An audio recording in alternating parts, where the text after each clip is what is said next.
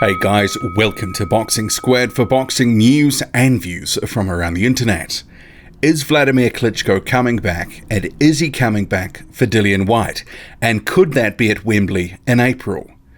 There's some breadcrumbs that Steve Bunce, the British boxing analyst, has thrown out there. He hasn't mentioned Dillian Whyte by name, but what he has said is Wladimir Klitschko, from what he is hearing, is likely to come back and potentially against a big British heavyweight. Those are his words. And he's ruled out Anthony Joshua and he's ruled out Tyson Fury. Didn't say Dillian Whyte in this clip here, so if you look at this, the bbc.co.uk, BBC Radio 5 Live, part of a broader boxing podcast that he was doing, 2019 Year of the Heavyweights, this is in here. There's a minute clip on the website. In it, Bunce talks about Wladimir Klitschko, all these things that he's hearing, that he could be coming back, and it could be at Wembley, if you believe that. So Wladimir Klitschko and versus TBA, if it was to be made, and that TBA is Dillian Whyte, what do you make of that? At first glance, I kind of think, actually, that's not a bad fight. But when I really started to think about it, it's just a money fight and nothing more. Because what is there to be gained for Dillian Whyte here except a payday? Because there's obviously Wladimir Klitschko, even though he's 41 years old, hasn't been in the ring for the best part of 2 years. We've seen recently that he's been working out, that he's in shape, that he's quite motivated. He said he could come back for the right fight. He's talked about wanting to be the world's oldest heavyweight champion of the world. He's still got a few years to go before he could beat George Foreman's record. But this guy, clearly from some of the stuff he's been saying, it's got some unfinished business, and he may look to come back. And he said he believes he could beat most of the top heavyweights right now in the division. So there has been this narrative from Klitschko that's been several months where he may or may not come back. He's just been throwing that out there, and every time he does, it gets some headlines. So this stuff from Steve Bunce here, it's sort of come from a little bit from left field. Not so much that Anthony Joshua may give up that Wembley date, because that's been around for a little while now. I don't believe that's going to happen. But say it did, and who would they look to fill that venue? There had been some talk that Amir Khan and Kell Brook, that option seems to have fallen over. Amir Khan, just got a police car or something going past. Amir Khan looking to fight Terence Crawford now. And if you look at some of the options around, could they fill that with anyone else that they have in their stable? There has been some chatter, well, what about a Callum Smith and Canelo Alvarez fight, or a Callum Smith and Triple G fight? Those are good fights, but would it fill 90 to 100,000 at Wembley? It's a question. So this is why I kind of think, well, maybe this does have some legs. Because if you look at it, Dillian Whyte, he's becoming his own pay-per-view sort of attraction now. He's been on pay-per-view a couple of times, a successful event against Joseph Parker, and more recently against Derek Chisora. He's won both of those. There was some controversy in the Parker fight, with accidental headbutt. He was knocked down in the 12th round. He survived the round, gets out of there with the win, and then knocks out Derek Chisora in stunning fashion. A lot of talk recently, and I still believe this is the most likely option in terms of the next fight, Joshua and Whyte at Wembley. But there has been a bit of a growing narrative around Dillian Whyte is actually starting to come out of Anthony Joshua's shadow. He is becoming his own entity at Matchroom that they can build around, that they can build from and sort of build some fights. He's getting his own commercial sort of head of steam up here. So there is the argument to say, well, why would you want to burn off Dillian Whyte against Anthony Joshua just when he's becoming a bit of a moneymaker himself? You see what I mean?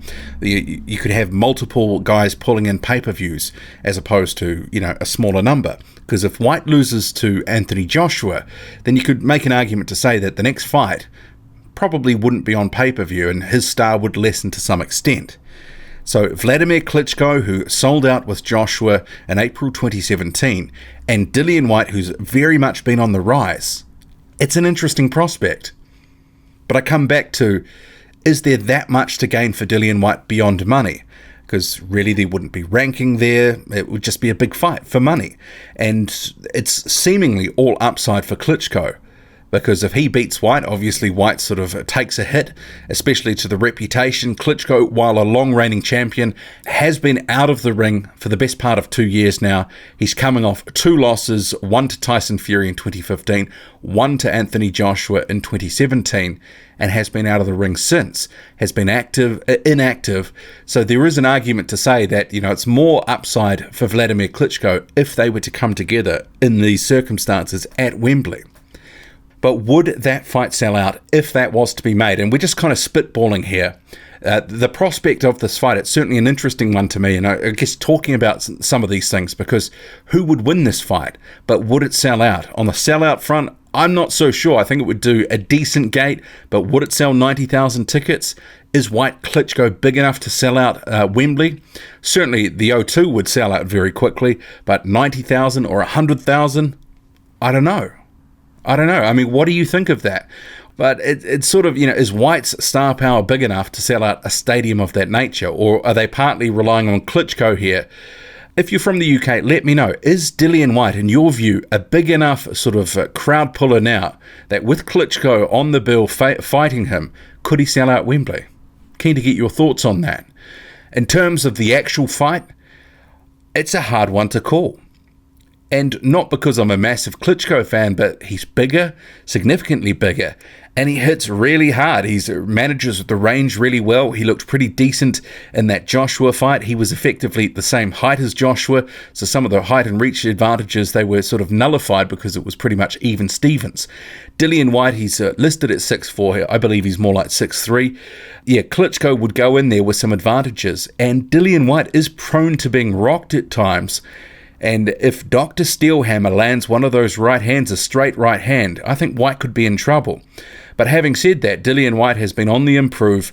The body work is, tremendous from Whyte. And that left hook, if he can land it on Klitschko, we've seen Klitschko, through his career, albeit it's over now, we've seen through his career that he can certainly be hurt, he can be rocked, and he can be taken out of there. So, you'd think if Dillian Whyte was facing Wladimir Klitschko, he'd really have to have a solid game plan in place.